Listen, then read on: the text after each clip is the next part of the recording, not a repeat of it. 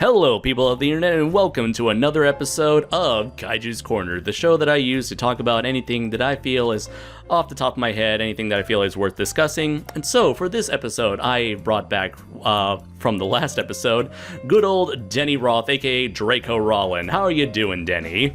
Oh, I don't know. We're about to talk about a very good subject here. I don't know how to quite feel about this. I think I need more liquor. Do you happen to have any liquor with you this time around? I do. Again, I have nothing to mix it with. I kind of need some. It's been a hell of a week. How are you doing, Internet? How are you doing? And for those of you, for the people who probably have not seen our last episode on the disappointment that was Kaiju Combat, who are you exactly on the internets? I am Draco Raylin. I am the head artist of DR Studios and the primary writer and creative lead of Marshall Star. You mean primary artist? That too. Okay. I can act drunk without liquor, believe it or not, but I'd rather be drunk with liquor. Don't drink and drive, kids. We got a regular Orson Welles over here. French champagne. Rosebud brandies. If you guys get that reference, you're old like me. Alright, so for today's episode, we are going to be talking about Power Rangers. Go Power Rangers! Go Power Rangers, you mighty morphin' Power Rangers! You see, since he's saying more of it, he'll get hit with a copyright claim because it's not my show! Ba-da-ba-ba-da-ba. Aww. So, both you and I, we are rather big fans of the Teenagers with Attitude and all their multiple incarnations over the years. So, and apparently their recently new Iron Man suits with crotch support. What's that? And their new Iron Man suits with crotch support. Yes. And high heels. Fabulous high heels. I feel sorry for the women in those things. Recently, over the last year, we've been slowly getting some information from Lionsgate over their recent adaptation of the Power Rangers franchise. So, since in early next year, we're going to be getting a big budget live-action adaptation of the TV show based on the very first season, with the whole gang of Jason, Kimberly, and the rest of the gang with their dinosaur Zords, Zordon, Rita, all that good stuff. However, a lot of people have been very suspicious on the quality of the film itself.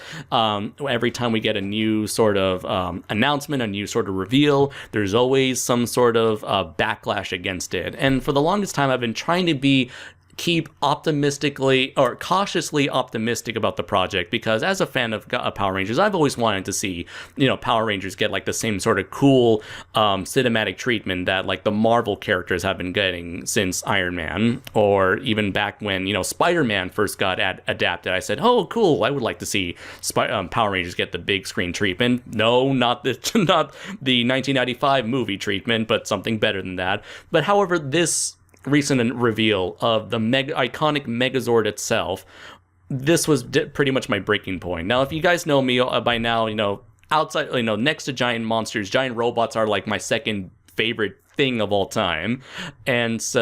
And if you've seen my top 10 or top 15 favorite giant robots, you know that the Megazord ranks super highly over there. The Megazords were pretty much kind of like my gateway drug into giant robot fiction. So with the reveal of at least like the design / toys of the cinematic Megazord, it was my breaking point, and that's kind of what sparked me into starting this episode of Kaiju's Corner. But before we get into that, I want to know, what is your history with Power Rangers, your experiences with the franchise, Denny? Okay, so I will correct you a little bit, as I'm not the biggest fan of the Power Rangers franchise. I'm not at this time. I was a big fan of the first series and the first couple of seasons. The Mighty Morphin era? Mighty Morphin era was my bread and butter for the longest time. I was living down in Phoenix, Arizona at the time, was traveling back and forth between them at Montana, and I actually got a chance to watch a lot of the brand new releases of the show on TV. I got to see the first introduction of the Dragon Zord. I got to see the introduction of Lord Zed, because that was broadcast on Fox as a primetime event, hour-long special for the season finale of Mighty Morphin. at the time, and that's where Lord Zed destroys the Zords, and they have to get the new power-up Zords, and that's when we start getting the stuff for the next kind of... From Die Ranger. Huh? That's the second season of Power. Still Mighty Morphin, but now they're adapting from footage of Die Ranger. Right, that's where they're kind of getting a lot of that stuff mixed in there for that. So no, I was a big fan of that for a couple of years afterwards, but then afterwards I kind of started growing out of that and into different franchises. I didn't get a chance to watch the show as much. Right. Because as I was moving back and forth between Phoenix and Montana, I didn't get a chance to actually watch it when I was up in Montana because we lived out in the middle of the country and we didn't get Fox as a broadcast station. Mm-hmm. So I couldn't actually watch it that I wanted to. So it kind of made it a pain for me to try and be able to see some of this stuff. So I kind of grew out of it a little bit because I wasn't exposed to it as much. But I still have some admiration for the show. My roommate, who's been a friend for years, is a really big fan of Power Rangers. The running joke was when the Ultimate Battle of Ultimate Destiny came out, and one of the lines is every single Power Ranger. My friend, who is a big Power Rangers fan, added up every single Power Ranger from every series that was released in the U.S. To answer that question of how many Power Rangers are there. And he still keeps tabs on it. I actually got him something really cool because I went to Anime Alpha. So shout out to Anime Alpha here. Back in June, they had the pink, the yellow, the blue, and the red, and Divatox from Power Rangers Turbo as guests. Oh, nice. So, for my friend, I got him $140 worth of signatures from those actors on the Power Rangers Turbo, on the actual paper inlet on the cover. I got all of the actors to sign that. Nice. I'm not sure what most of these Power Ranger actors have been doing since their roles on their respective seasons, but I'm sure a lot of them are. I figure some of them must be feeling really positive that now the fan base has grown to a point where they're willing to give them money for con appearances. Well, it's that. Plus, I do know that they're doing. I can't remember what it is, and I feel really bad. I can't give them a shout out for it because they were really cool while they were there up in Sioux Falls. But they are doing another project that's kind of a mix of a lot of the former Power Rangers actors. Oh, I saw that. It was like an action movie that was on Kickstarter, right? Yeah, they're doing an action movie with a bunch of these guys. And honestly, if you can find that, put that in the link down below because I think that'd be really cool for for the people who listen to your podcast here, to go and support them in this endeavor that they're putting together here for. Because I think that'd be really cool. And these are some really cool people I met.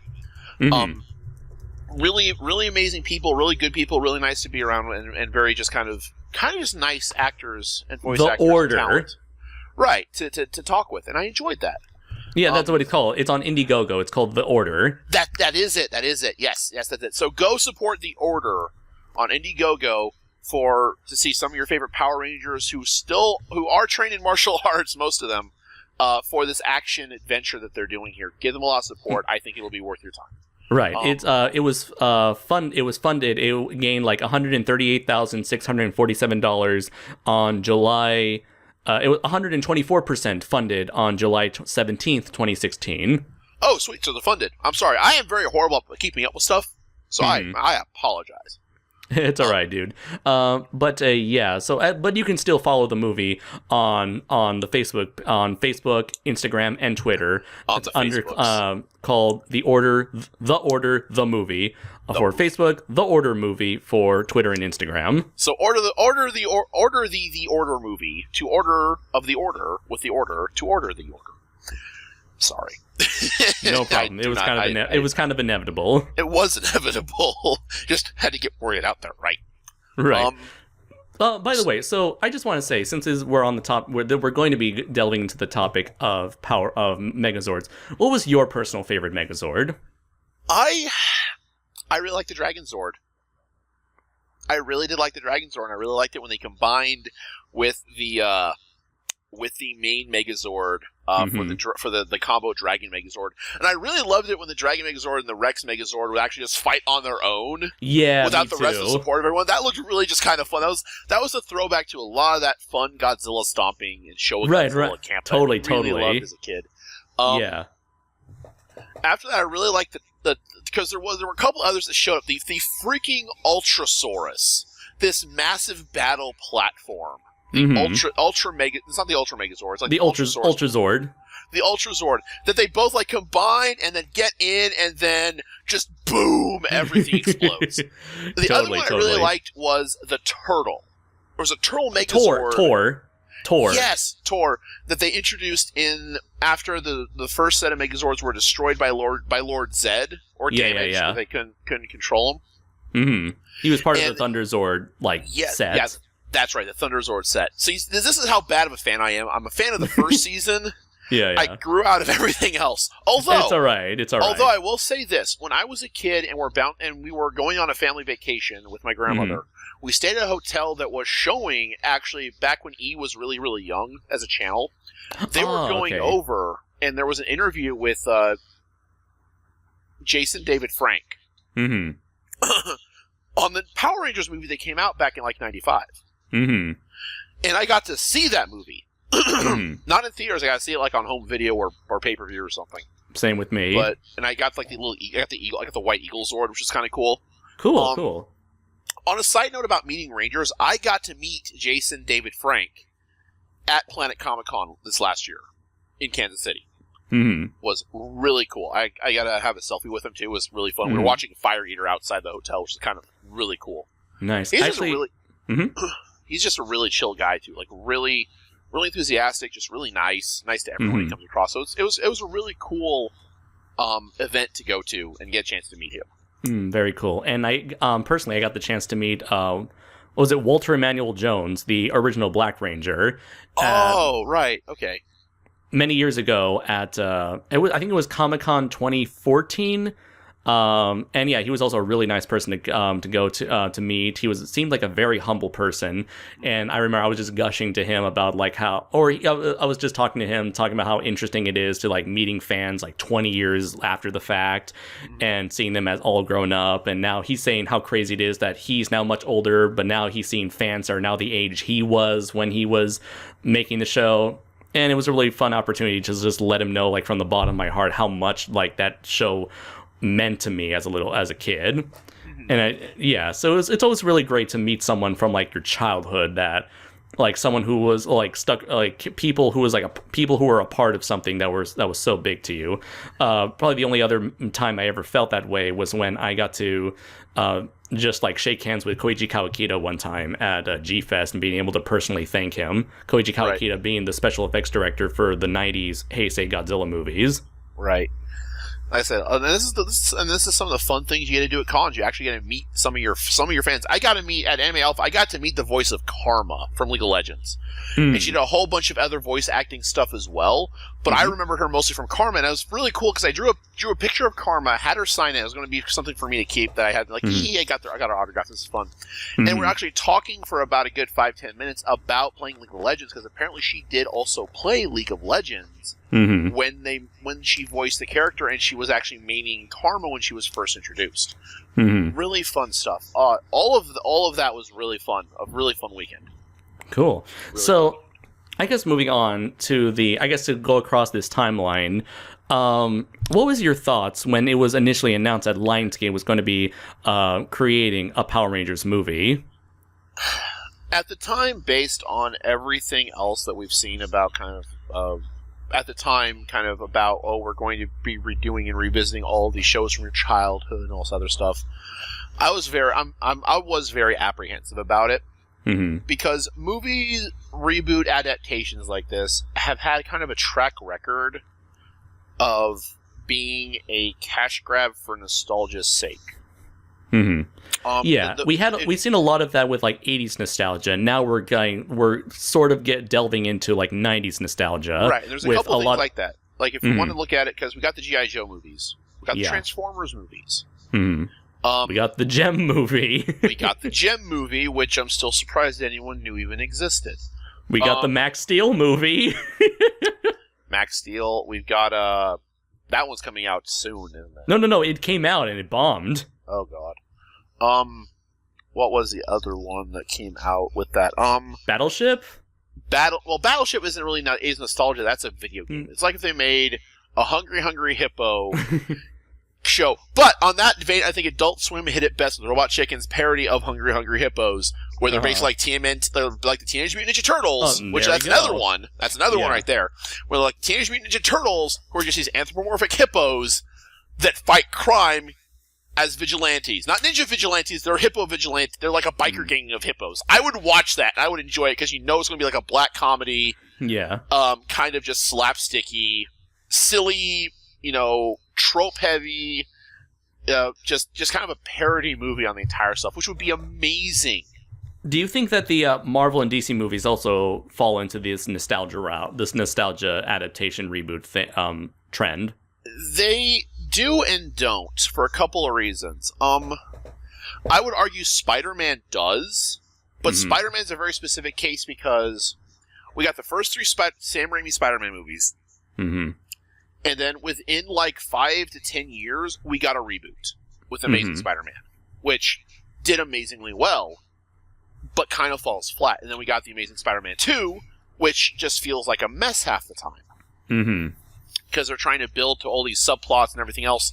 And so now we're getting a third set of movies, the second reboot, with Spider-Man Homecoming.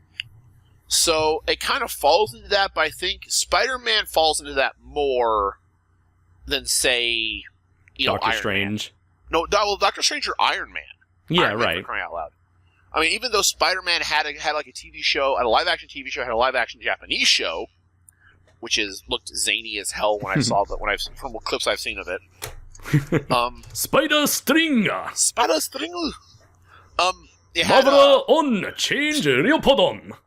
I'm so glad though they added that into the Marvel Comics Spider-Verse kind of Me thing they were too. doing, which was hilarious to have that in there. Absolutely. But, the other one that falls in this category is Hulk. Oh yeah. Hulk is also because we had like we had the 2004 Lee production. Yeah. Then we had the 2008 reboot with Edward Norton. Now we've got a pseudo reboot with Thor Ragnarok. With the Avengers version. Yeah. The Avengers version. Yeah. Which I think kind of tells a story about that either the studios that don't know how to handle the characters. And here's a good example with the Hulk that's going to kind of tie into this other stuff. When you're trying to cash in on, and I will say this, because this will be brought up, and I was bitching and moaning about it earlier this week, Sony has the rights to a Sonic the Hedgehog movie, which is going to be another nostalgia grab. Oh, Ghostbusters, that's another nostalgia grab. That's... the whole movie was nothing but nostalgic references. Star Wars. Yeah. The Force Awakens is nothing more than a nostalgia grab. It's basically the New Hope. I will go into that a little bit deeper later. I mean, I like Force Awakens, but I will admit, yes, a lot of it pays too much. I will admit, I enjoyed it, and I will also say this: I do enjoy some of these movies, even though they are really bad nostalgia grabs. I enjoyed Jurassic World, even though the entire thing there we go. Yeah. was a nostalgia grab. Me too. Yeah. I liked TMNT 2. I still haven't seen it, but I heard it's good. It is better than the first one. Okay. The first one falls flat because they're trying to take it kind of some new directions. Some of it's not bad, it's just executed poorly. And the TMNT 2 fixes a lot of the problems. And it got better. And I really enjoyed that a lot more. Funny how that's the one that did not perform well. Right. I think it was just a little bit still over TMNT 1. But maybe. Okay. So I don't, and I will say I think the Superman movies also fall under this, but I'm talking from like Superman 4 to Superman Returns to Man of Steel, and then Batman versus Superman. Well, Batman's that's totally that. And then even the Batman ones are also subject to this, but they're not subjected to it the same way that I think a lot of these nostalgia grabs are going. Because let's face it, Batman Begins, which is a reboot of which kind of pretty much a reboot of the Batman series entirely. Did not try to be a cash grab on the nostalgia of the character, but was trying to cash in on the popularity and public knowledge of the character instead. Because everyone knows who Batman is. Yeah. If anything else, if it was really trying to be a nostalgia grab, it would try to be more like the animated cartoon show, because that came out in about that same time in the 80s timeline. But it didn't. It was going for a much more modernistic, stylized, modern piece than it was going for a stylized 1920s to 40s kind of gray area of time where Batman originated from. So, if it was trying to do that, probably would have done a little bit better if they didn't start going downhill. I honestly think starting with The Dark Knight. They started going downhill with The Dark Knight really bad. And you're going to get a lot of hate, or I'm going to get a lot of hate, because honestly, The Dark Knight is overrated. I'm sorry. Sorry, not sorry. Well, then I'm going to give you a lot of... No, I'm just kidding.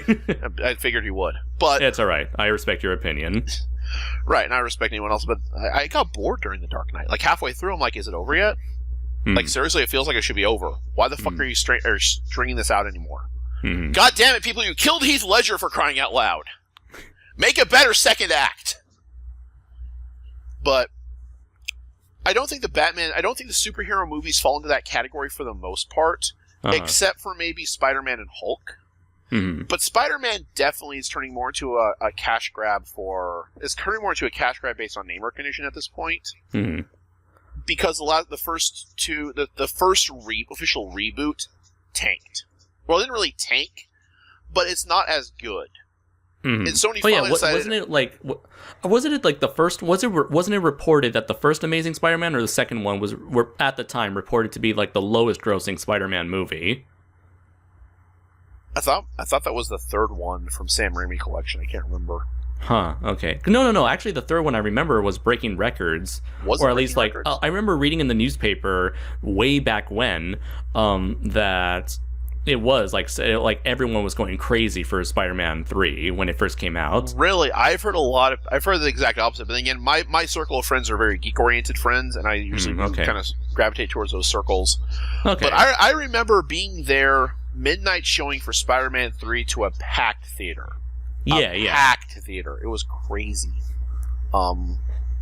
Yeah, that was like the peak of Spider-Man's like movie popularity back in the day. Right. That was right after Spider-Man 2, which was probably one of the best superhero movies ever done, arguably, by a lot of fans and a lot of movie critics.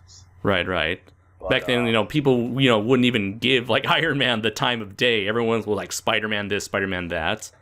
But anyways, what does this have to do with Power Rangers, Denny? It has everything to fucking do with Power Rangers, because all it is a nostalgia grab to try and get the older fans to give you all their hard-earned money. Okay, so I'm gonna guess that you were suspicious, or you were very cautious when you heard this news. When I heard that the trailer was coming, when I heard that they were going to do a Power Rangers movie, I was a bit apprehensive. Primarily because a lot of these grabs and stabs at nostalgia either don't perform as expected, perform underwhelmingly, or kind of miss the point. Let me take an example. The first Transformers movie I really enjoyed, and I like it. I like the crazy designs. I like the crazy robotic parts for the Transformers. They're not as boxy. They're more rigid, sharp edges, multiple moving parts. Yeah. Me too. Granted, there is the issue of they all kind of look the same, and I kind of understand that. True, but at the time, you had like a smaller cast of robots to work with. Right, they decreased the cast very well. But even then, each of the Transformers had a distinct profile that you could tell them apart. Megatron looked a lot like Starscream, but you could still tell the two apart. Yeah, Starscream had that upside down triangular body. Right. You had Megatron was bigger and bulkier in a lot of places. Barricade was smaller and had giant hands. You had Devastator Bone Crusher. Crusher. He had like the claw on his back. He had a very like tan colored body. I can't remember who was the helicopter. Oh, Barricade. He has like a big hunchback. Barricade was the police car. No, you're right. I'm very sorry. The helicopter had it. Yeah, but the helicopter guy, he had a hunchback. He had a hunchback, had his own, and had like his own. They all had their own unique body shape that you could help tell them apart. Granted, shaky cam doesn't help that much. No, but the toys certainly do. Oh, the toys certainly do. But in that instance, the Transformers movie I really enjoyed. I liked it so much I went out and bought the soundtrack, for crying out loud. Blackout. That was the helicopter. Blackout. That's it. Blackout. That's right. So I went out and bought the music for it that very night. We ran out to Walmart and got it, and I would listen to it all night. That was actually when we that's first probably the only time that I actually liked the score itself. Right. And then compare it to something like G.I. Joe. The G.I. Joe show I remember watching quite a lot. It was one of those 80s, definitely an 80s style animation show. Animation style was very 80s. The concept was very 80s, and it was, as Transformers was from the 80s, a long extended commercial for toy sales. Mm-hmm. This was actually after the FCC put in regulations about making programming specifically designed to sell toys. But that's still what it was intended for. And a side note, I actually met Bill Dixon, which big shout out to Bill Dixon, who was one of the writers for G.I. Joe, Transformers, and a lot of other 80s cartoons like Turbo Teen. I think he did work for Turbo Teen, which for those of you who don't know is a teenager that when cooled down transforms into a car. No. When he gets really hot, he turns into a car. When he's cooled down, he turns back into a person. So that's where the reference from Rick and Morty came from. Probably, yes. So yeah, Turbo Teen. If you don't feel old now, don't worry, I do. I remember Turbo Teen actually. Where's that adaptation where's reboot? That Cash reboot, grab? Michael Bay? Get on it. So there's that stuff, but the Wait, they'll turn Turbo Teen into a gritty reboot where they treat the car like a werewolf transformation, like that episode of Futurama. Oh yes, they will. They will do that, and people will probably spend money on it, and it will probably bomb like else, and we'll get it'll be like Death Race, and we get all these direct-to-DVD sequels with a pseudo Jason Statham. Right. But you look at Transformers, and it gets the gist of it. It gets the gist of what made Transformers kind of enjoyable. You have the robot battles, you have the transforming aspect, you have the sound effect for the transformation get in there. You have the story about Cybertron and the reduction of resources and the war between the Decepticons and the Autobots, which has been raging for all this the whole time. You get Megan Fox's tits, but Woohoo. Oh wait, that wasn't in the 80s. Right. Aw. But it gets the gist of the show, and when you go back and watch the show, it's not that complicated. It's very, very campy. And we've actually gone and rewatched some episodes of the show because it's currently playing on not what used to be the Hub channel. It's like Discovery Family or something like that. It's what used to be the Hub. Mm-hmm. But I've gone back and watched several episodes. I went back and watched the first episode, and the first episode is campy as hell. Mm-hmm. And honestly, I think the movie does a good job of getting, kind of the core thing of Transformers. Which, the thing is with a lot of Transformers, though, for me, a lot more of the mythology and lore has been coming from the comic books, from IDW Publishing, which is really good. Yeah, like taking something that was campy and basic and kind of expanding upon it. making it touch on issues like, same-sex relationships, the nature of good and evil, giving characters who we thought were very single-minded a much deeper meaning and deeper, richer history. I love what they did with Megatron. I really do.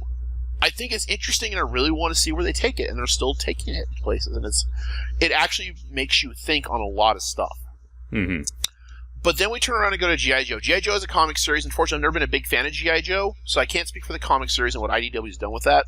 Mm-hmm. But in the movie itself, from what I've seen of G.I. Joe and what I've gone back and researched and what I remember seeing from G.I. Joe is in the same category as kind of very camp-ish, very simplified, good versus evil kind of thing. And then we get the movie, which overcomplicates it, puts in a love subplot, completely changes the Cobra Commander aspect and Destro and all this other stuff to it's kind of an incomprehensible mess. And you have this clandestine government organization that fights counterterrorism, ends up recruiting these 3 people. I can't remember who the hell they are anymore. That's how bad it is. Wasn't one of them like Marlon Wayans? Marlon Wayans. They specifically got Duke. I think Channing Tatum. Channing Tatum. They got, I think it was either Mary Jane or Scarlet. I think it was Mary Jane because Scarlet was already one of the season members.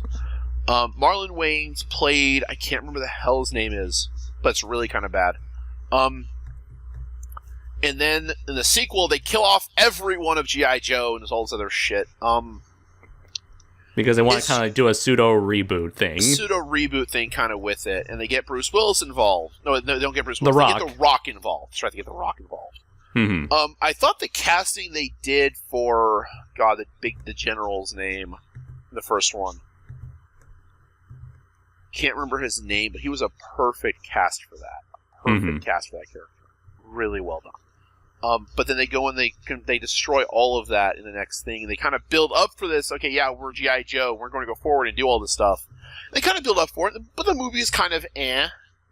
Mm-hmm. The funny thing was, we were watching it one time, and the credits came up, and they're singing this song, and they're doing some rhymes, and they mentioned Cybertron. And me and Gary, my roommate at the time, one of my roommates, we look at each other and go, wait, did they say Cybertron? I think they said Cybertron. Let's rewind it and watch that again. So we rewind the credits back about another minute or so, and listen, it's like, yep, they mentioned Cybertron, crossover confirmed. Good job, Hasbro. Good job, you did it. So proud of you. But that was, again, of that whole cashing in on 80s nostalgia for it with a kind of mediocre movie with basic action beats that we get in every other, spy military story. Jason Bourne series, for pretty much example. TMNT is also a nostalgic grab on some stuff, and I have some thoughts on that, because that movie is also pretty bad for what it tries to do. With as much as I know the different incarnations of TMNT, they could have done it a hell of a lot better, because some of the stuff they put in there is supposed to be important plot details they kind of brush over and don't expand upon. But yeah, although I guess in retrospective, it also could have been a lot worse. It could have been a lot worse. We've seen worse from Transformers. We've seen worse from Transformers. We've seen worse from G.I. Joe. Although I can't say much for the second one because I was so disinterested by the first one. I haven't bothered to watch I didn't see the second one, but I didn't see the first one, but I saw the second one, mostly because of The Rock. Still waiting for that Turbo Teen reboot, for that Turbo Teen film treatment, Michael Bay. The dark, gritty werewolf reboot. The dark, gritty were-car reboot. Were-car reboot. Man-car. Were-car. So from those examples, and there are multiple other ones out there, but those are the two big ones that come to mind as these cash grabs. Mm-hmm. We have the Power Rangers coming up. Now, that starts my apprehension. Mm-hmm. We see then we get the leaked Rita Repulsa. Right, we saw her first, right? We saw her first. Okay. And we're watching it, and what this is kind of neon green spandex kind of suit with a... Very Loki-esque, kind of like sharp spikes and edges. Loki-esque, horns, claws on one hand. I think we see her scepter in a shot or two of it. Almost like almost like a cross between like Maleficent and Loki, and maybe like a Transformer spiky armor. Right, so here's the thing I'll give them credit for. A lot of people are bitching at this point. A lot of like diehard Power Rangers fans still now are bitching because of how different, different it is. Mm-hmm. I'm sitting here going, well, in all honesty, they're going to make it different in some aspects. I'm still apprehensive about it. Yeah. But I was reading some other fan comments, and someone made the comment. I was like, someone made the comment. I don't remember who it was. I thought it was Matt Frank that made the comment, but it may have been someone on one of his posts may have pointed this out. Well, she does have the green power coin. What if she was a former Green Ranger of Zordons? Mm-hmm. And I'm sitting here rubbing my chin, going, that would be an interesting take on that. I have a little bit more. I have a little bit more faith in this now. If it takes it that direction, that would be cool. Yeah. Trying again, like taking an idea and expanding upon it. Right. In the TV show, she had the green coin, but where did it come from? Right, she had it from the green candle that would burn, and as it would burn down, he eventually had to get his new power from Zordon or something. I don't know, it's been years. Jake, if you ever listen to this, please don't get mad at me. He's like, you. Oh god, he knows where I sleep too. That's scary. So, fast forward a couple more months, and what do we get next? We get the first full picture of everyone in their armor suits. Now, aside from the fact that the men look like men and the women look like women in their armor, which bugs me for some reason. I don't mind that it's armor. It's combat armor. It's battle armor. I am fine with that. Yeah. It's a little bit Iron Man-esque, but again, I don't care about that. It's armor. Armor should protect you. I was kind of expecting to see that something like that. Although Right, it's like you could make the argument that it's alien armor, so it can look whatever it wants. So it didn't have make to it look like armor. fucking Guyver, for crying out loud. It's Iron Man armor, which is what's been described as, and that's fine. Yeah. Again, I'm not. And again, I'm still apprehensive. I was kind of expecting that because that sort of seems to be the thing to do nowadays. Funny enough, I think the rumor going around it, like for about, I forgot the Rita look. It's like, what do you want to bet that they're going to look like Iron Man armor? And sure enough, we get Iron Man armor because Iron Man's popular. Why not? Yeah.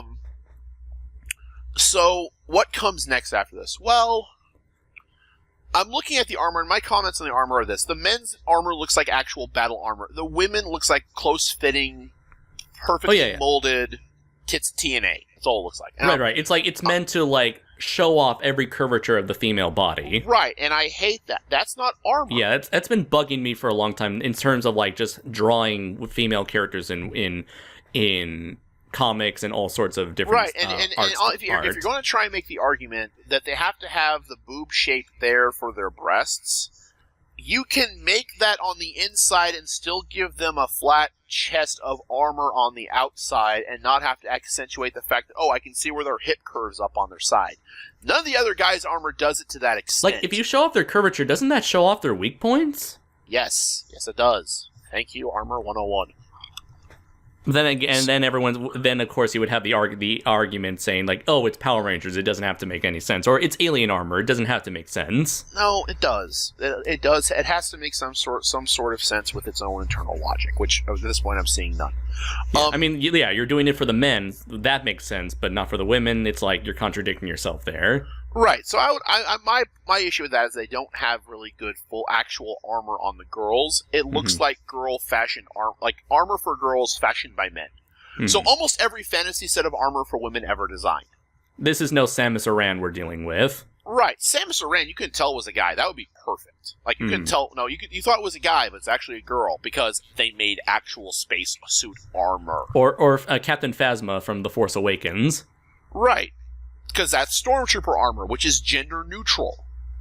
Another thing that did bug me, the one major thing that bugged me was the helmet designs, because they all kind of have a very uniform look to them that they're like very small. You have to really look at the helmets to see some semblance of the animals that those designs are supposed to embody. You can sort of make out the spikes on the Yellow Rangers that's supposed to be like the saber-toothed teeth. You can sort of see where the horns are for the blue Tyrannosaur, for the blue Triceratops.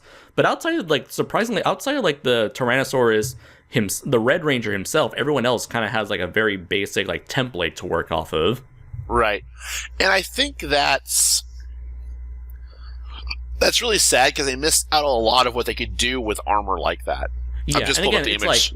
Yeah, sure, they want to do something different, but then again, it's like, it feels like a half-assed approach. They want to give everybody unique designs for their helmets, but they're not going fully with it. If you're going to give them a uniform look, what's the point? And again, we've seen Power Rangers suits in the past with uniform helmets, but again, if you're going to try to do something different, if you're going to go with a concept, why not go all out with it?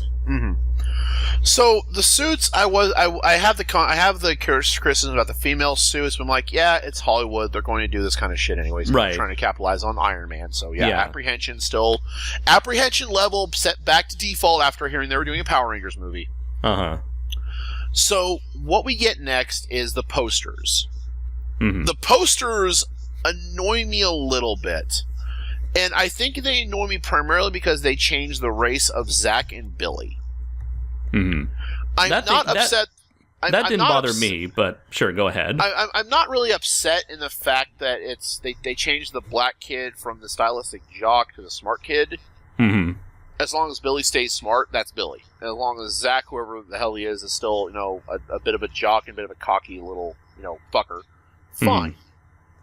But I don't understand really the change for it. Is because the Black Ranger is piloting the black kid is the Black Ranger and the Black Mammoth. Is that what they're trying to avoid here?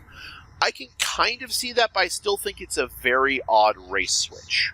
And I also I noticed you didn't. Yeah, I noticed you didn't brought up the Yellow Ranger though, who was Asian is now okay. Now she was Asian. Now she's Latina. Yeah, so she's Latina now, which I still think is a very odd change. Mm-hmm.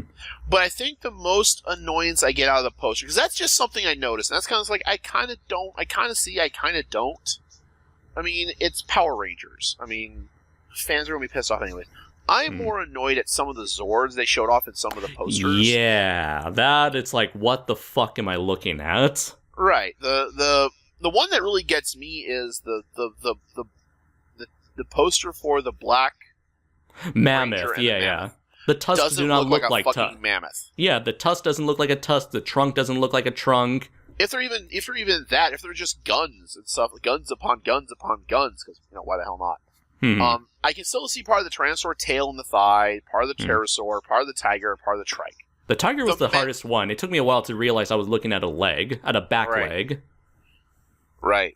The Triceratops was okay, but then you start to realize how overly complicated and it is, and that it was trying to ape that Transformers aesthetic by putting as many jagged holes and spikes all over it as possible. Put as many moving parts into it as possible. Forget the blockiness. It's funny, like we were talking about mech designs in an old conversation, how we were talking about how like simple panel designs seem to be going away. Whereas in Japan, they put numerous panels over panels. Whereas here, in American robots, they seem to like do away with clean panels altogether outside of Pacific Rim. So, and at that point, all you want to do is just show off all the funky internal mechanics. That's all you want to show. Mm-hmm, mm-hmm. So the posters come out, and it's like, okay, I'm a little bit concerned why they switched Billy and Zach's gender. We find out that Trini's no longer Asian; she's Latino now. Mm-hmm. Again, they might be doing it because of kind of a racism thing, because I don't think they were really thinking of it when they had the Asian girl play the Yellow Ranger and the black guy play the Black Ranger. Well, the Black Ranger playing the Black Ranger is a little bit more overt. But I think they didn't quite mean it like that when they did the casting. Mm-hmm. And I think they kind of who knows? Maybe the reason why they did the casting was at least for the 27 movie was because they were good actors and they didn't think about race. Well, that's true, and that could be it. But here's where we get into, and so that came out, and it was like, okay, moving on. Then we get to the trailer. Oh yeah, this is kind of where we diverged a bit. I'm not really thrilled by the trailer. I'm not. It's basically like every other gritty hero reboot. Troubled teens, attractive people being bullied by other attractive people. Mm-hmm. These teenagers with attitudes are delinquents. All this other stuff, and I'm just kind of not feeling it. It doesn't feel like Power Rangers. It feels like Chronicle or Spider-Man or any of the other dozens of superhero gritty reboots we've gotten. Where the hero gets their powers through some means, spends time experimenting with their powers, finds out they're changing, then finds out the larger world. Example, we have seen this play through multiple times, and I'm honestly tired of it. I will say this though: the girl playing Kimberly, and me and Jake were talking about this. The girl who's playing Kimberly looks really a lot like Amy Jo Johnson, like almost dead on. And that was terrifying for me because I didn't think anyone could look quite like her the way she does right now. So kudos to you for pulling that off, guys. You pulled that off. Great job, Savannah. But we start getting into the usage of the powers, and I will say this. The one thing that kind of made it a little bit more interesting and intriguing for me is when Rita shows up towards the end of the trailer saying, "I've killed Rangers before," when she's hovering over one of the girls' beds, then slams her against the wall. Yeah.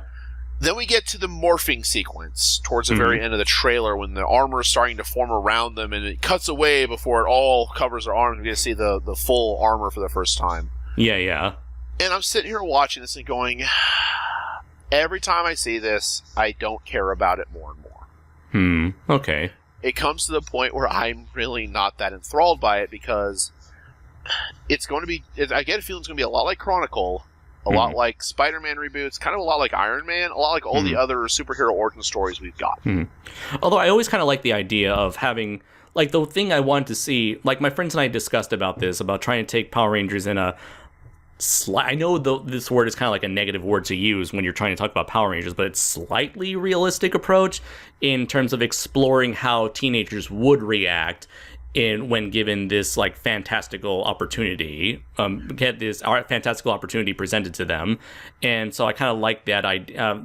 That's why I love the movie Chronicle, and that's why when I was heard that the writers behind Chronicle and X-Men First Class were attached to this movie, I was very excited because I liked how they had those characters dealing with the powers that were given to them.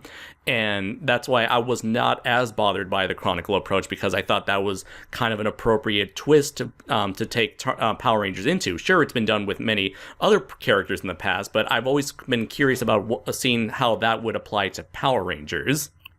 And even to play devil's advocate on my own decision there, when you go back and look at their first Power Rangers episode, the kids are tossed into the entire situation super quick and deal with it very quickly, very handily. Again, it is an American show bastardized from a Japanese show in which they get very little script and all they have is the edits and the scenes that they get that they then edit. Right. With voiceovers and overdubbing and all this other stuff and all that. Hiya! Hua! Hoya! Yeah! And do all of that stuff for it, which is honestly kind of lazy. Mm-hmm. But it's a very, very brilliant model. So, again, and this is looking back at Power Rangers, because I always would watch it and seem like why the recording quality faltered when they transformed into their suits versus how they looked not 5 minutes, not even 5 seconds previously after they did the morphin sequence. So there's morphin time! Yeah. And then all of a sudden the quality gets a little bit grainier and a little bit worse, and I'm sitting here going, what happened? Why is it looking like this? I don't understand. Mm-hmm. So to play devil's advocate in the first show, in the first episode of Mighty Morphin Power Rangers, they do throw the kids into it, and it is very unrealistic for how people would deal with these powers. So I will give it some credit for that, for trying to take a more realistic approach. And I guess as a fan, like someone who's followed Power Rangers since he was like 2 or 3 years old, I always kind of had this idea, like I mentioned, I've always wanted to see a more serious, slightly darker take on Power Rangers, only because I've been so used to seeing like the campy, silly, fun versions of Power Rangers. Now, that's not to say that there have been good seasons of Power Rangers, because many fans would tell you that there have been actually really decent Power Rangers shows that take things slightly more seriously, be it Power Rangers in Space, or SPD, or Dino Thunder, or especially RPM, which seems to be a fan favorite among people as like the standard for darker story Power Rangers storytelling. But for me, I've always wanted to see like something like maybe a more darker, realistic take. Not to say I want to see Dark Knight levels of dark. No. There's like a large I like to think that like there's like a spectrum of how dark you can make, or how dark or realistic you can take something. Here's the problem. Here's a problem with that. I see where you're coming from, and I kind of agree to a point. The thing is, the dark and gritty has been done to fucking death by this point. It's been done with like you said before. It's been done with Batman. It's been done with Man of Steel.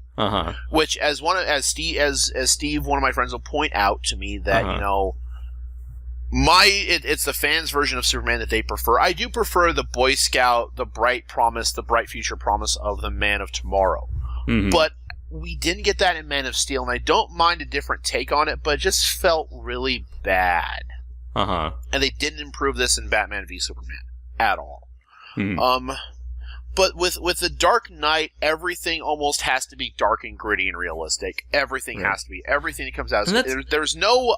It's not leaving room for anything that's kind of upbeat and a little bit more fantastical. I think that's where the Avengers movies, or at least like the Marvel Cinematic Universe movies, kind of like succeed, where they kind of make a good compromise of taking something seriously but still having fun with it. And I thought that would be a great template to put like Power Rangers into.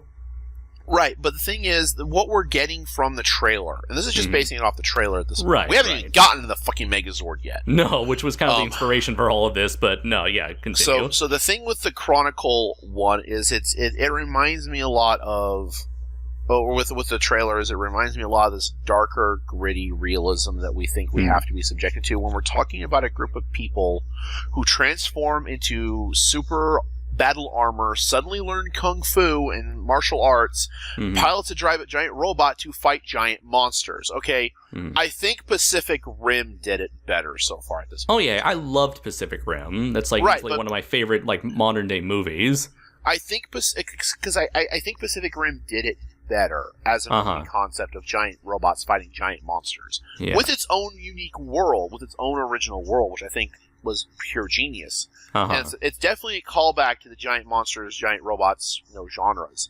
Yeah. So it did it really well, but this is trying to be like Dark Knight Chronicles with Pacific Rim, which no. That's what it feels like to me. Now, I'm torn on if I want to watch it at all. Because of this kind of reboot, movify everything cinematic, because they're going to try and make cinematic universe with it. Yeah, they're gonna make an announcement saying we want to plan a trilogy of this thing, because that's what everyone wants to do. Everyone wants to make a trilogy. And that's what I'm really worried about, because I think it's going to do a lot more harm than good to the Power Rangers brand.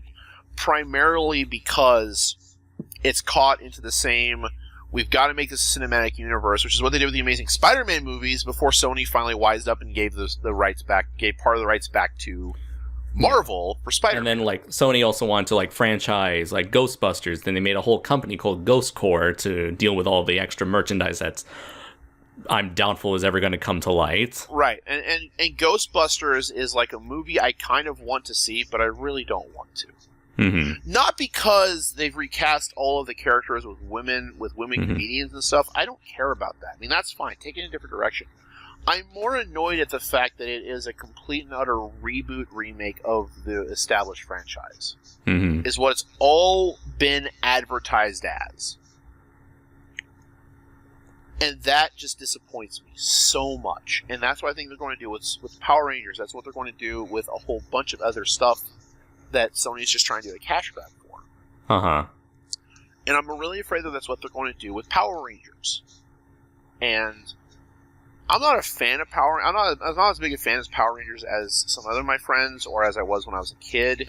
But even then, a series that I still have some enjoyment with, I have the freaking song listed on my YouTube music playlist, for crying out loud. Because that's still a freaking fun song. Oh, yeah. And of course, it's the basic concept of Power Rangers is something that kind of is very up our alleys, with, you and I being fans of tokusatsu media. It's got superheroes, giant robots, giant monsters. It's got the kind of the whole package. So it's got a mix of everything, and I'm fine with that. Yeah. But my thing is, the stuff that I love is going to start turning down the shithole. It's going to get worse and worse and worse with every single follow-up movie attempt. To the point it's kind of going to kill the franchise. Now, Power Rangers have been going strong for, 20 plus years. 23 years. Yeah, 23 years. It doesn't really need a movie, but people want a movie. But now people are getting the movie, they're kind of, people like me are kind of going, we really didn't need a movie, guys. You can stop now, it's okay. We're okay with our own fan fiction, darker fan fiction. Now let's go over that. Let's go over some of the fan productions that have been really good. They released that Power slash Rangers. Yes. Yeah, I love that one. Well, here's the thing. I feel like I made a Kaiju's Corner about this with Deadpoolzilla, and context is very important, I think, when viewing that movie, because the movie itself was kind of made as a parody of dark, gritty reboots, and I love how over the top it was, to where it's the movie looks like it's taking itself seriously, but it's not supposed to be taken seriously because of how ridiculously over the top they went. However, they did came up with a lot of interesting ideas, with the whole aspect of treating the Power Rangers like child soldiers and seeing how fucked up that would mess with them as a short film project. I think it works. Would I like to see that be expanded upon? Not really, but as its own standalone one and done thing, I thought the idea and concept and execution was brilliant. Oh, it was amazing. I loved it. My friend loved it. I mean, I watched it first time with him. I was sitting there going, wow, this is giving some interesting ideas to a lot of things, and it was really, really cool. And I think that for what they did on the budget they did for that was really cool. And it took it in a completely different direction. The child soldiers thing, what happened to all the Rangers, all of that was amazing. And it was good and it was well paced. Do I want to see that done for a Power Rangers full-length feature film? Not really. Mm-hmm. If you do, you've got to do a lot of padding to it to make it work for that kind of length and that kind of time slot. But I'm just kind of tired of stuff that is whimsical and fanciful getting these dark, gritty realism remakes. Because let's face it, Batman's about a millionaire who runs around in a bat suit. Mm-hmm. Seriously, dark and gritty, all up in here. You're not brave. Men are brave. Men are brave. Where is she? Where'd you find that name? Why did you say that name? What was the other one I'm thinking of? How to get burned! How to get burned! How to get burned! Oh wait, that's Nicolas Cage. This city is full of people ready to believe in good.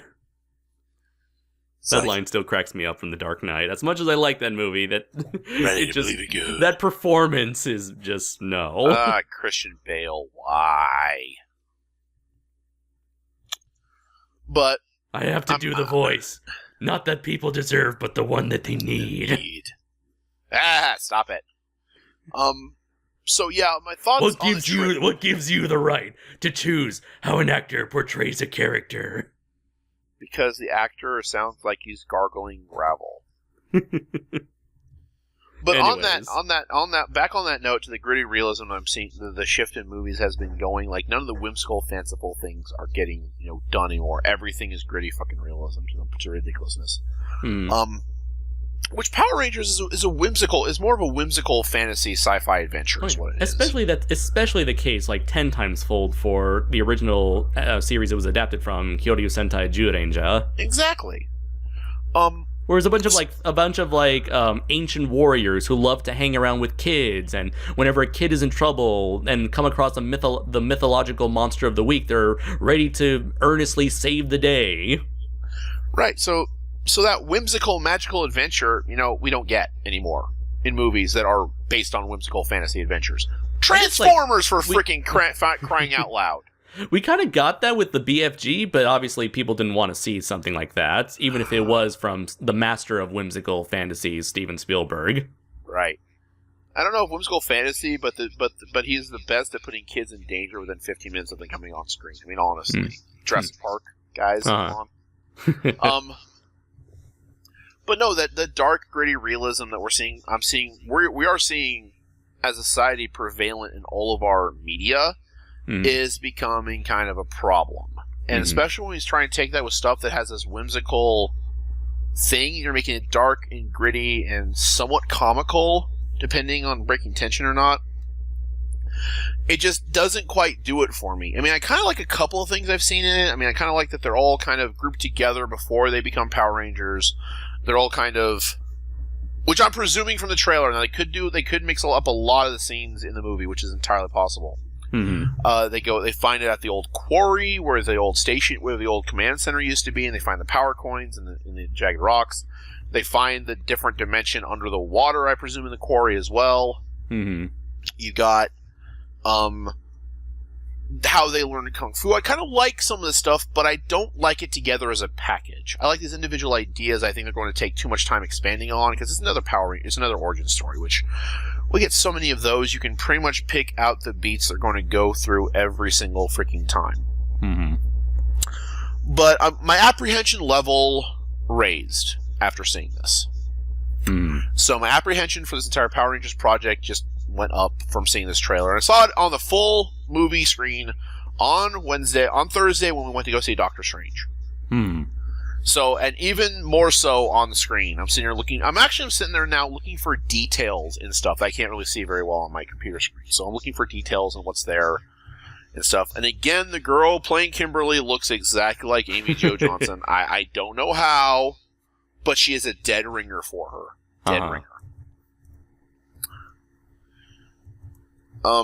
So those are my thoughts on that. I'm kind of tired of this dark, gritty realism reboot that we're doing for almost everything under the fucking sun. And so that was about a month or two ago when it first went live. Right. Now we get to this week. Right. And where the origin of this discussion. Right. Where we had our first look at the Megazord itself. Since since you've been very vocal throughout the majority of this podcast, I like to let you take the reins here.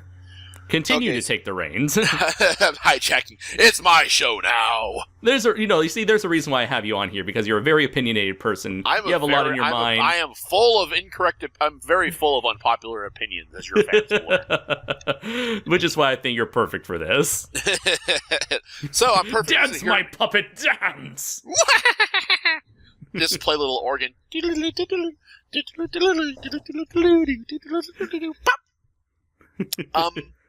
So earlier this week, as any of you who follow Kaiju Noir stuff here probably realize, is that we had about 2 images leak of the toys for the Megazord, and there are 3 different pictures flying around the internet right now. Right, there's 2 leaked, 1 official. Right, and all of them look different. That's the thing I want to kind of make clear here. All of them look kind of different. Yeah, one looks like concept art, one is a toy, the other is a toy with a transformation gimmick. Right, so here's what we got here. We have, and I'm pretty sure we're going to either have links to these things, or they're going to be up on the screen behind us. So I'm having that. I'm trying to I don't know how I'm going to do this, but I'm going to try to see if I can Photoshop all of them together. That would be interesting. So what we have here is, of the ones we have what I like to refer to this design as a bad cosplayer. Because... Yeah, it does. I think even someone else kind of made that thing. It's like someone on Facebook made the joke where this looks like the easiest Megazord to cosplay as. All you need is just like a black morph suit or a black skin-tight chainmail armor, and then just put a bunch of crap on you. Pretty much. So what we have here, to kind of give you a description, I want to go ahead and pull up the image here. I have it pulled up because I have the pictures of the suits pulled up. We have what effectively does look like a black wire mesh suit with armor around the knees, the feet, the lower arms, the forearms, the wrists, the hips, the torso, abdomen area, the shoulder pads, the chest area, a helmet, and wings. And none of it really kind of. I don't know. They all look like they're hanging off the body, and it doesn't really mix together into a cohesive theme. If you know what I mean. So here's what I want to point out to the listeners here, that of the different toy images we've gotten so far, all of the legs look different. There is one where it looks like the mammoth is the right leg and the Triceratops is the left leg. There's this one picture I'm looking at now, which is the more detailed, kind of high-resolution image that has, you can see a lot of you can see the pterosaur head is part of the helmet. You can kind of see metallic, robotic, muscles for the neck, and then wings on the side. But the one I'm looking at, both feet are blue, so I'm presuming Triceratops related. The torso is yellow, which is the saber-toothed tiger. The shoulder pads, the collarbone portion, and I presume the chest are from the Tyrannosaur Zord. On the one I'm looking at, I see like hip placements, like holsters for something that are kind of black, but they're the color of the rest of the mesh suit. So I don't know if that's the mammoth or if that's just extra pieces and parts. We have the head, which has some horns sliding back and then curling up in places. And they're pink. They're pink and with a kind of a big blue glowy mask thing. And then he has wings, obviously from the pterosaur. And then if you look at the toy version, or the toy with the transformation gimmick, you can see pieces of the Tyrannosaurus being used as extra weapons hanging off the hands as handheld weaponry. So here we have the worst Megazord cosplay I think I've ever seen. And I've seen some really bad Transformers cosplay. My 2 cents. So let me touch on a couple. Let me start with what I like about this design. Okay. Let me start about what I like, because there are some aspects of this that I kind of dig. I don't quite like the humanist proportions, how it looks like it's a mesh suit. I don't like that. But what I do really like is the helmet. The helmet actually has a really cool sweeping back design to it. Kind Kind of like almost what I do for Draco Azul. Right, it has this, the horns sweep back, the two anterior horns sweep up and back, and then to the sides a little bit to kind of match that horn design. There are two other horns that start from the chin and sweep back to about the ears, and they sweep back, but they don't curve up, they just sweep back. I like the head, I like the helmet. I think that's actually a really, really kind of nice design for a helmet like that. I like the concept of giving him wings to introduce more of an aspect for the Pterosaur Zord to have in making the rest of the entire body. Whereas previously it was just the headpiece, or not the headpiece, but the chest piece. Chest piece, yeah. Even the Dino Thunder Pterodactyl Zord was another chest piece and helmet. And in the Thunder Zords one, what became the Phoenix from the Pterosaur became a belt. Right, That's kind of right, a skirt belt, yeah. The bird Pterosaur, the Pink Ranger Zord, sometimes has the worst placement or the worst inclusion. I think because it's always like the tiniest one. I don't know. I don't know if it's the tiniest one or just. I think it just kind of gets the worst luck of the draw. Maybe because it's pink or like reddish pink, and like maybe from a toy designer's perspective, they say let's not make the robot too pink, so let's make the pink one as small as possible, or give it a position where the pink is not as noticeable. Or it kind of meshes in with the rest of the suit, because I think actually the undercarriage of the Pterozord is actually red. Right, you're right. Because the chest is red on the thing. Right, but the head is like slightly pink, but then they hide away the pink. Okay. I do like the feet on the design I'm looking at the more detailed one that we're going to have good pictures of. Yeah. I like the feet design in that they do and don't look like part of the Triceratops Zord. Okay. Primarily because for a transforming robot like that, like the Megazord or like Voltron, which, by the way, Voltron live action movie, can we please stop? Like, just take that clip from Filthy Frank. It's time to stop. It's time to stop. I mean, we already got Legendary Defender. I don't think we need anything else because that is a freaking amazing show. She's like, who the fuck are your parents? Where are your parents? It's time to stop. But I kind of like that kind of more wider base for the feet.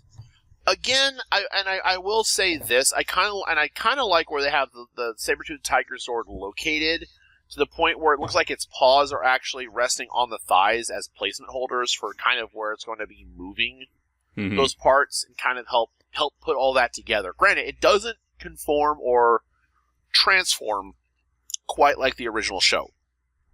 So, in that difference, it could be something interesting to see. I don't like everything. I don't like anything else. I will finish up with one thing I do like. I do like the inclusion of the wings. To give I think I went over that to give the Pterosaur more of an inclusion with the wings.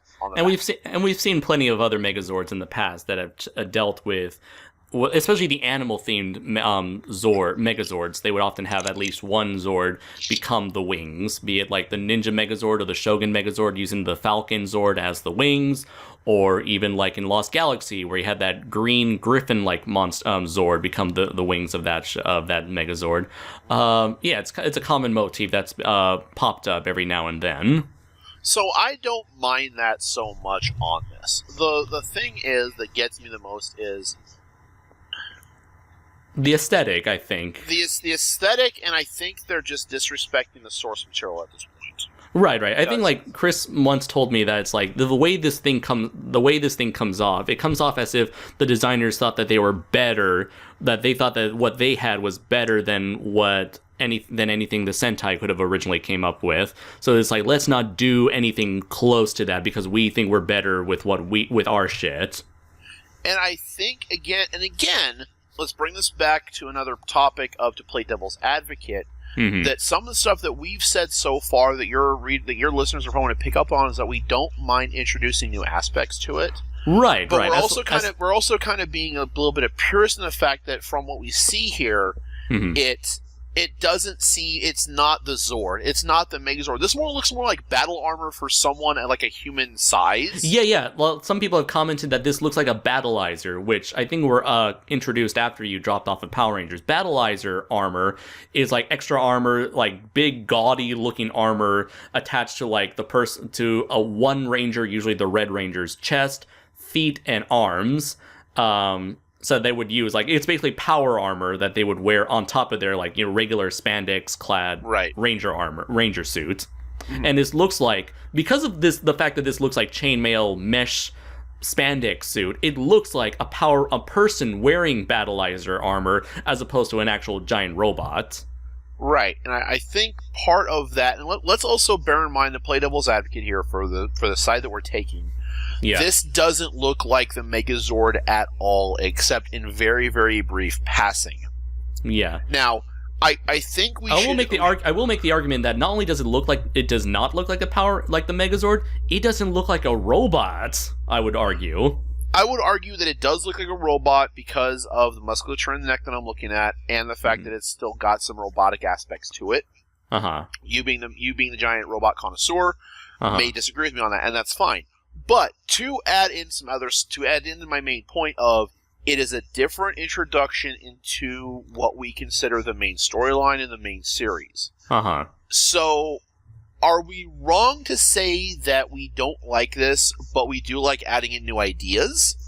But we don't like this because it doesn't do that. So we're kind of being understandably a little bit hypocritical on this. But even for me, who is not a really big Power Rangers fan, but does have some fondness for the Mighty Morphin series, this has the problem that I've noticed with a lot of with the G.I. Joe, the Transformers, and the TMNT stuff from the 80s. Okay, it doesn't respect the source material enough. Now, you don't have to take the source material seriously, because let's face it, the source material is silly as shit. Yeah. And if you're a fan, you can admit this, but if you enjoy it, that is all that matters. But they do not respect the sourse material to the extent, like the example I was using with G.I. Joe. They didn't respect the source material enough, and it kind of felt like a flop. It felt like kind of spitting in the face of all this other stuff that we kind of grew up with. The first TMNT felt the same way, although I did have some elements of it that I really enjoyed. A lot of it was just nonsensical bullshit. This is in that line of, they're not respecting the source material. They're like you said here, Andres. They think they can do it better, but they're not paying any kind of respect to the source material now. That is, I think, part of the problem with another problem with a lot of these cash grab, nostalgia grabs.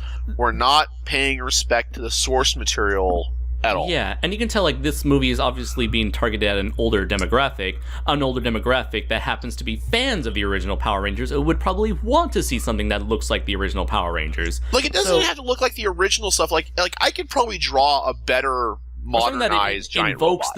Invokes the spirit, I think.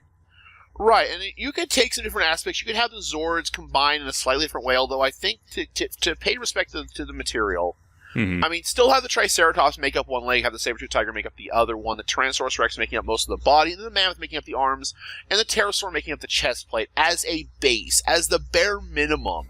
But that is not what this looks. I think the Pterosaur makes up the back on this. Because it explains with the wings, because the helmet's is obviously part of the Pterosaur Zord.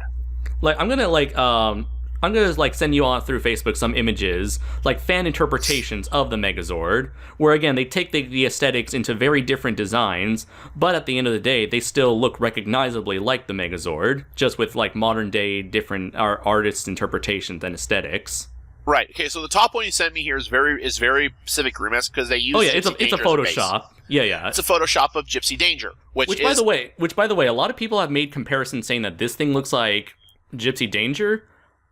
I'm sorry, but no. No, it does. It does. You want to know why? Because the face. That is Gypsy Danger's body type. Those are his legs.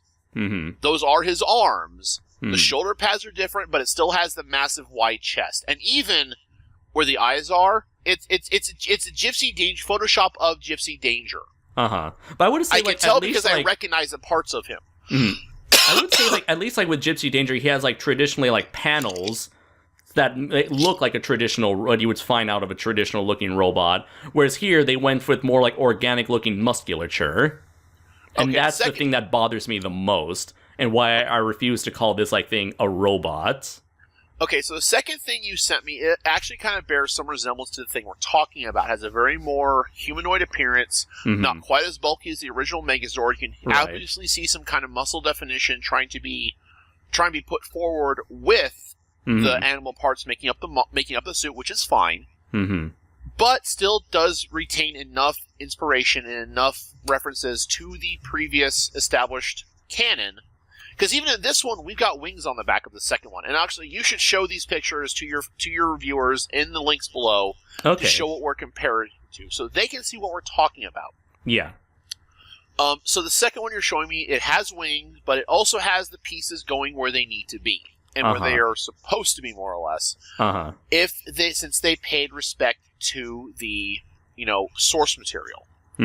And then the final one you're showing me here is actually very kind of Transformers-ish to me. Yeah. It reminds me a lot of the Fall of Cybertron, War for Cybertron kind of style. I've actually seen some better Megazord Jaegers that they've done. I want to try and find you a picture of that here real quick. Thank you very much. I would like to see those. In this instance, you can tell that the pieces are there. But it's also a robot. It doesn't have the muscle definition that you get, say, with the toy or the first picture you showed me, the Gypsy or now the second picture, sorry, of the muscle definition with that torso bit.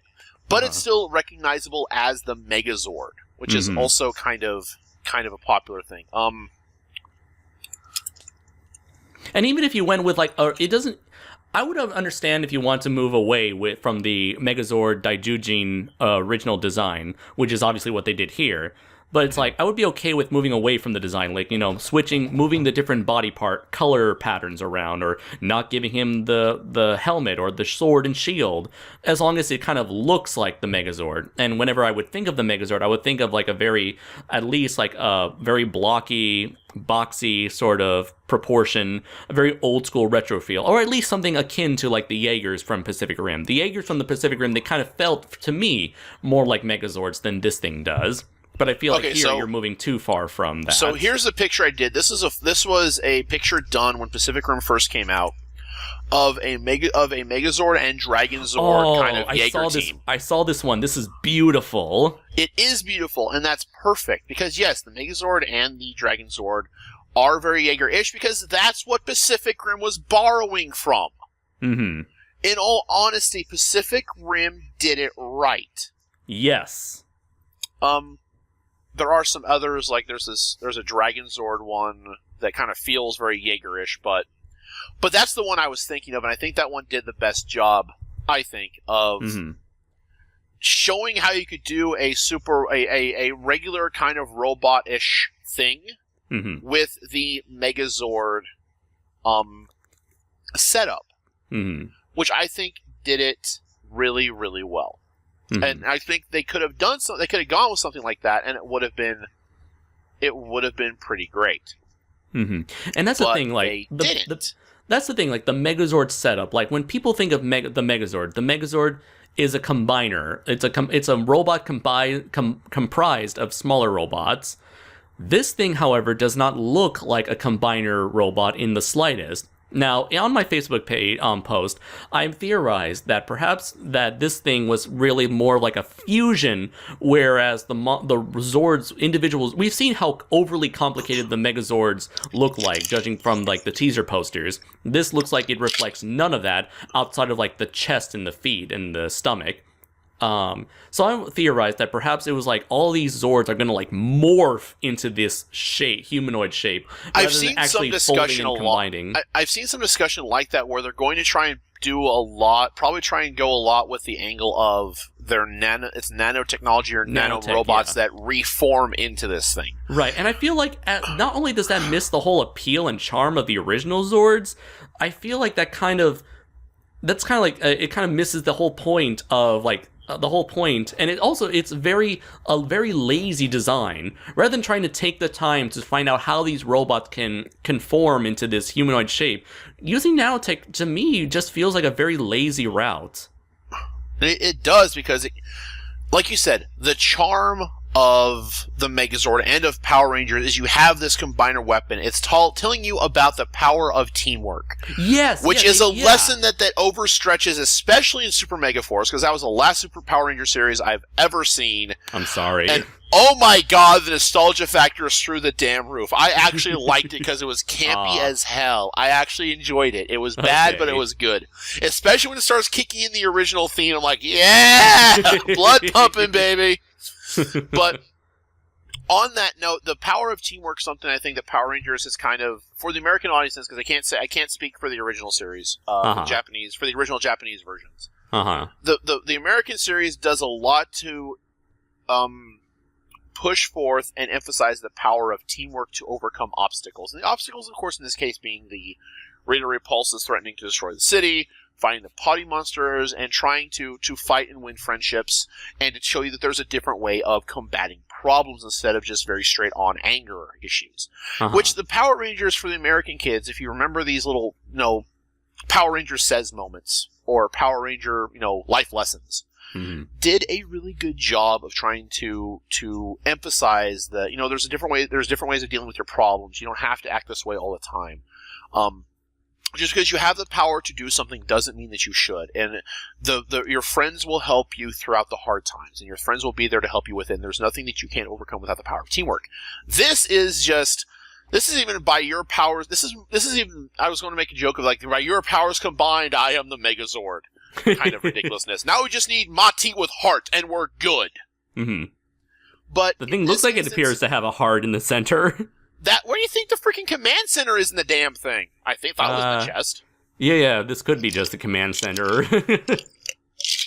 So, in this instance, we're not getting that, helping you stand up on your friends helping you stand up for this. We're just going to kind of get a really cheesy kind of power sequence. Yeah. And this morph of stuff. And kind of, I'm afraid it'll look a lot like the Transformers Extinction. The new Decepticon transformation, which is just floating pixels. They turn into like cubes. Yeah, floating pixels. Transformium. That's floating pixels. It's all pixels. But that's what I'm getting from these designs. I mean, that's how those suits are formed, right? Right. It looks like, and that's kind of what annoys me. I would have liked to see a better transformation sequence for those. As opposed to like shiny, glossy Venom symbiote suits. Right. Yeah. It's kind of it's all electrical. And that's what also the fact that this doesn't look like a combining robot at all makes me think that maybe this design was never meant for Power Rangers originally. I'm thinking maybe this was like a concept of some sort of like cybernetic or techno-organic angel creature. And it was meant for like another movie entirely. And now, so I will make a counterpoint to that. Not on this one, but like on some of the other pictures I kind of want you to show here to show us kind of what we're talking about. There is a picture where it does look like a transforming, combining robot. Right, but only because that looks like a toy where they had to compromise the original design to fit this mold. And the mammoth makes up one of the feet. And in the inner portion is the freaking tiger. Although it's kind of lazily look, it doesn't look like they thought out this transformation all that well, because like you see like the mammoth's like legs just like hanging out, the mammoth and the triceratops legs just hanging out there. Right. But I kind of think that, and see, this is the other reason why is that the redesigns. Like, I'll put it this way: I had no problem to bring back TMNT. I had no problems with their redesigns. I really didn't. Giving them lips, I don't care. What's in their title? They're Teenage Mutant Ninja Turtles. They're mutants. They're not going to look like a regular turtle. They're not going to look like a cartoon part. I'm fine with their designs and a lot of the cool little things they put on their shells and what they wear and everything else everything else with their appearance. I have no problem with. But fans of the freaking show are so goddamn entitled that they feel the right to complain about everything that's not like the exact.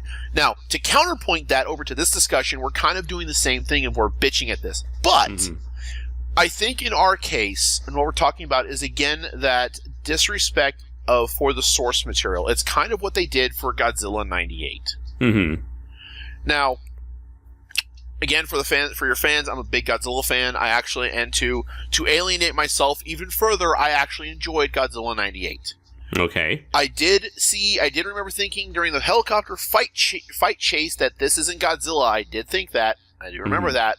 Mm-hmm. But I still enjoyed the movie and I still liked it. But, as we learned later on, there was no respect for the source material for Godzilla at all. Mm-hmm. And that is part of the thing. Like, the design was good. The movie script wasn't the best, but then again, we got Godzilla's Revenge, which you can't really argue is the best either, and if anyone dares, screw you. Mm-hmm.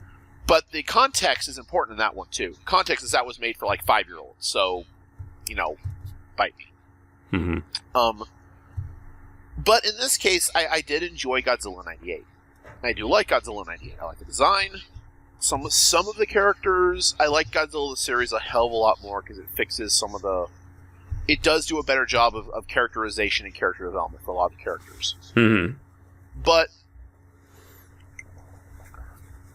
we're also but Godzilla 98 is also the best example of when Devlin and Emmerich admitted, like before Godzilla 2014 came out, they admitted that they didn't care about the source material at all. It was all their plan to get Deep Impact made by the studio and greenlit by the studio. So in that instance, they didn't care about the source material. They just wanted to do kind of a generic, silly giant monster movie. And they kind of fucked over the fan base a bit. But also the fan base is exceedingly fickle, as I'm going to also kind of argue that the fan base for Power Rangers is also incredibly fickle, even as we argue against this design not looking like what it's intended to be. But on that note, I can say without a fucking doubt now that they have no respect for the source material at this point. They're going to take some of the core concepts, tweak it to whatever, what's popular at the time. Not even that, like whatever designed by committee they decide to throw this through. Who may not even have any recollection of what powers. Oh yeah, don't they have like coins or something? Oh yeah, they had the morphers, some of this other stuff, and they piloted this giant robot and fought monsters. Yeah, let's just roll with all of that. No respect for the source material at all. That's what we're running into. And it's also kind of funny that after the trailer was released, I forgot his name, the guy who wrote Chronicle. He was on Red Letter Media. He was interviewed, and what was his name? But he made a tweet. He said, he originally made a draft for the Power Ranger movie, but it was rejected. And he made a tweet after seeing the movie trailer saying, it's ironic that I tried to make something that was a fun adventure film, a kick-ass, over-the-top adventure film, but they rejected it and instead tried to copy one of the other movies I wrote. So they hired the guy from Chronicle. They didn't like what he was writing, so they ended up trying to get someone else to do Chronicle for Power Rangers. Right. So Max Landis, that was his name. Sorry, Max Landis. I'm always remembering these things. Oh my God, you're right. And they've had Max Landis on Red Letter Media multiple times too. So I'm gonna look for that tweet right now. Yeah. So again, I think we have an example of the studio or the people the studio puts in charge of the movie not give respect to the source material. I kind of want to see what Max Landis had pitched. I hope that gets leaked because I will read that to see what he says. Here it is. He had two. Max Landis had two tweets on October 8th, 2016. Yeah, it appears they hired the writer of Chronicle and he wrote a Power Rangers movie, so they fired him and made Chronicle instead. I wrote a silly, fun, goofy, retro teen action adventure movie. They fired me, and 5 or so writers later, it appears they made Chronicle. So, Max Landis, I apologize and I feel your pain. If you leak, if that script you wrote gets leaked, send us a copy. Ooh, I want to see what you did. In memoriam of my Power Ranger script, here's my favorite scene featuring Zach, the Pink Ranger. Okay, I'm gonna save these and send them to you. Awesome. So Mac Landis, if you are listening to us ranting about this and how much I hate what's going on right now, I apologize. Please send us a copy of your script. I want to read it now. I definitely want to read it after finding out that Zach is the Pink Ranger. I really do now. Call us. Call us. Call us. Be interviewed. It'll be fun. I swear. We may not be as popular as Red Letter Media, but we're still fun people to talk to. I mean, you just get to listen to me ramble for hours on end. Not have anything we've listened to you. We've listening to you ramble on Red Letter Media. But anyways, but I honestly, they don't have any respect for the source material. I'm afraid this is going to be another thing of it's going through multiple people writing the script, no coherency, just another bad adaptation reboot. So after seeing the trailer, my apprehension level of this entire, train wreck grew. Now it's growing even more. So it's kind of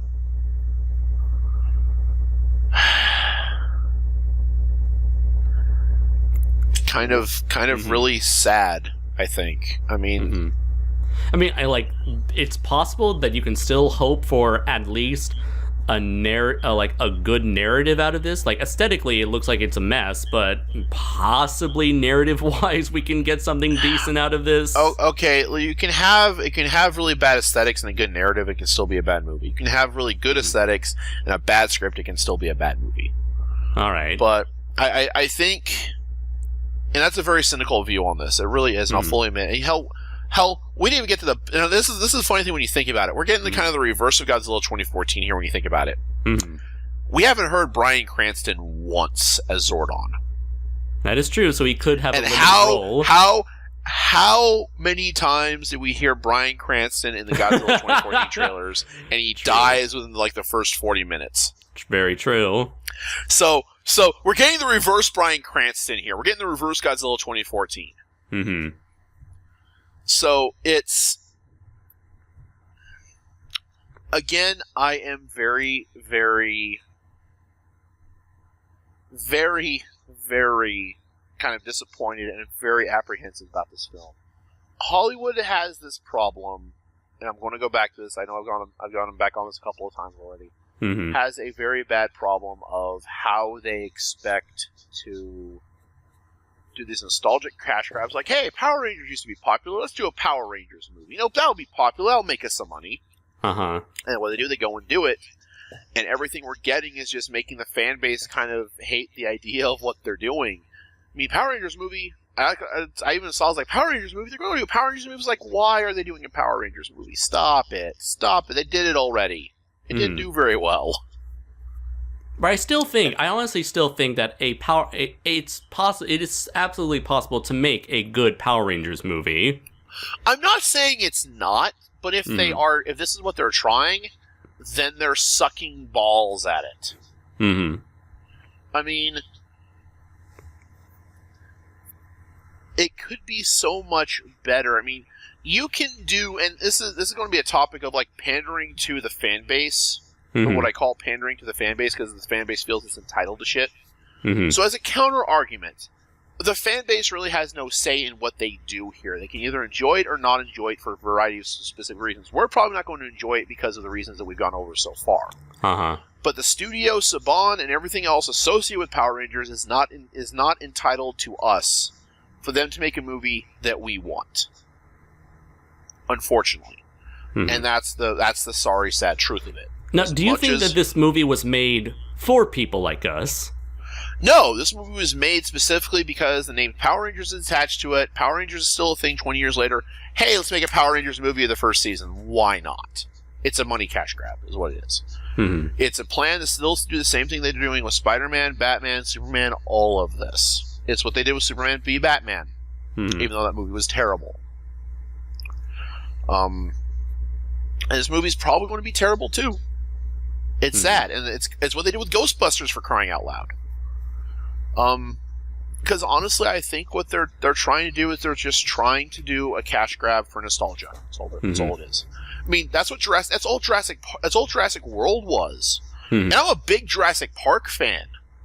I even like some stuff from Jurassic Park 3, for crying out loud.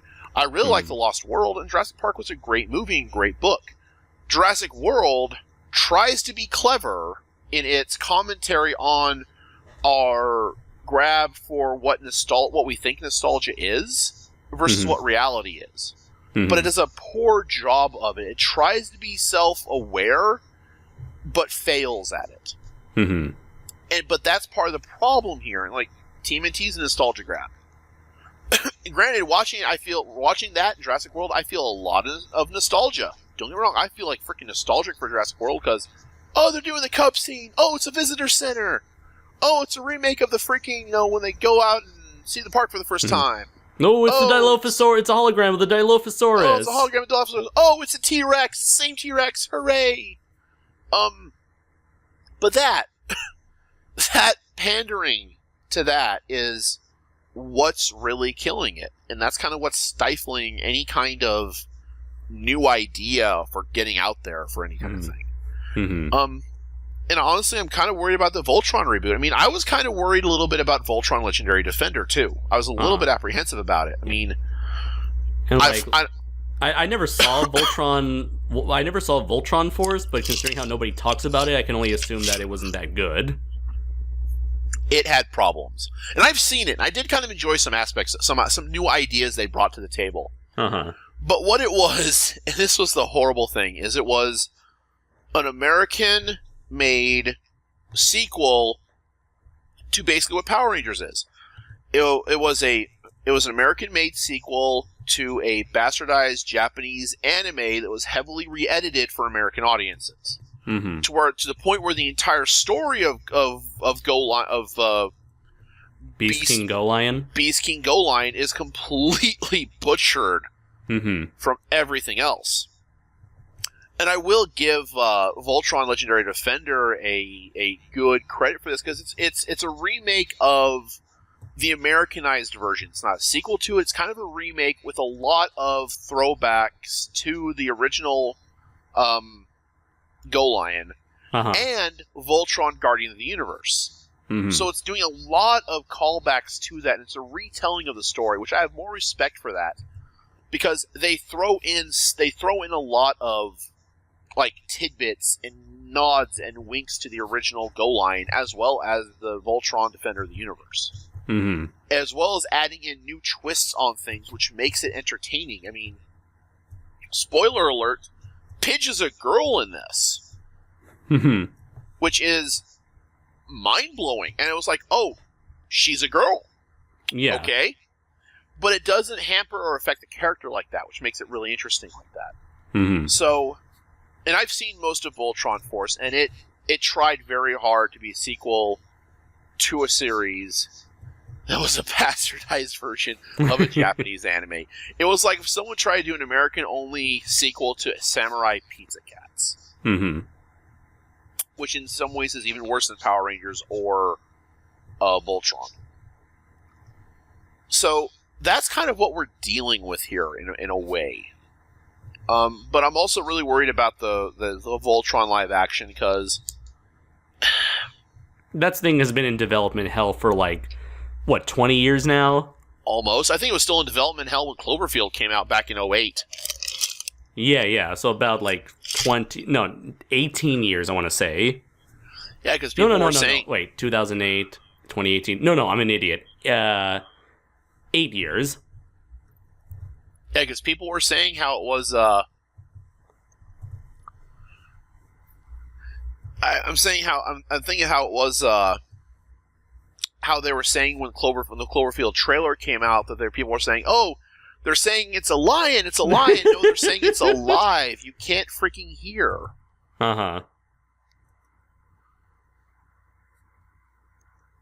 So, yeah. I guess the last thing I wanted to say was that we went back. You mentioned the thing about like it's okay if you want to go in your own direction. For me, it's like I'd love to. I would say it's perfectly fine to go to take something in a new direction, do something different. I just think that when you're adapting something, especially when you're trying to adapt something as super popular as ridiculously popular as Power Rangers, I feel like if you want to change something, at least make it a good change, or make it a change that's like, make it a good change that is as good, if not better, than what came before. Here's the thing on that I want to offer as a counterpoint. Who determines what is a good change and what is not? Is it the fandom? Is it the director? How would a director possibly know what a good change is unless they are a fan of the series and give into fan input? Which, that brings up another thing about fan input. They can make or destroy relationships that people have with shows because of how bad the fandom acts towards that show. For example, one of the artists on Steven Universe posted a picture of two characters getting along really well and having this kind of, friendly relationship. And the fans hated him for it because instead of showing one of the characters with another character, specifically they drew Lapis Lazuli and Peridot playing around and being chummy with a bow tie, sharing between them and doing jokes and some stuff like that. Some people liked it, but then people got mad because Peridot wasn't getting, shipped or paired with Amethyst, which they thought was a better match because there was a bit more friendship back there between them. But honestly, I think for me, the more interesting dynamic is Lapis Lazuli and Peridot. I think is the most interesting dynamic out of everyone there, out of everyone involved. So, on that note, the fans' backlash towards this piece of art that one of the animators put down, just as a fun little doodle, caused him so much duress and death threats that he left Twitter. He left social media because the fan base can't control themselves over what they feel is their entitlement to creative control over a product they don't own, but are fans of. So when you say good change, who determines what the good change is? Which I guess it's a very subjective. You're right. It is a very subjective question, and I guess it's just something that can only be applied to like each individual. Each individual, I guess, is going to have their own opinion as to what is or what isn't a good change. Right, and your listeners are probably understanding. I'm trying to argue from two different sides here because I'm trying to understand both sides of the argument, and that's in that mid ground is where you can try and build your opinion on this. Right. My opinion on this, and I guess because changes are good, even if they're different and exceedingly different, can be good changes. And since it is extremely subjective, I want to go back to the thing with the Teenage Mutant Ninja Turtles. A lot of fans hated the new designs for the movie that came out in 2014. I'm going to turn around and say that I actually don't mind their appearances. There's a lot of other issues I have with the movie compared to the franchise, and I've been a fan of TMNT since the cartoon came out, before the first movie came out. So I have a lot of I've had a lot of time with the franchise as a fan, but as a fan, I'm also reserved enough and calm enough to actually admit that hey, this thing right here, this design thing you guys are pissing over, like having this massive bitch out over, it is the least of the problems with the movie. It really is. They're teenagers, they're mutants, they're ninjas, and they're turtles. They hit all three of those really well. It doesn't matter. Like, I don't mind and like people movies fix is like a subreddit on Reddit, and one of them has a Photoshop of Mikey's head from the first movie with a more cartoonish or the more comic bookish. Well, honestly, that's not even what a real turtle looks like anyways, so kindly shut the fuck up, because your opinion doesn't matter at that point. But, again, I don't mind that design at all. I have no problems with that design or anything else they did with the movie. That's great. That's amazing. It's fine. That's okay. I have other problems with what they did in the movie that kind of take the characters completely out of what they are as characters and how they handle a lot of the pacing and everything else for the movie and the overall plot. But the looks of the characters are not one of the things that I dislike. So, a good change, what is it? What would it be? Discuss in the comments below, because that's going to be entertaining as hell. Yeah, that would be. I would like to hear what the what our audience thinks about this, whether like thinking about what they think is a good change, or what is or what not, or how to handle or approach a property when adapting it, especially when it's from like one media to another, or it's like trying to take something into a brand new direction, be it tone-wise, aesthetics-wise, or, if they just want to give their opinions on what they have seen so far on the Power Ranger movie and whether or not they will eventually still want to see it. For me, I still want to see the movie based on just out of sheer curiosity. It's like I've been following this thing since it was announced. I want to see where it's headed, and plus I'm pretty sure like a lot of people, it would make for an interesting review considering what my channel has been mostly about. So as for you, do you think you want to see this movie, or will you think you will avoid this?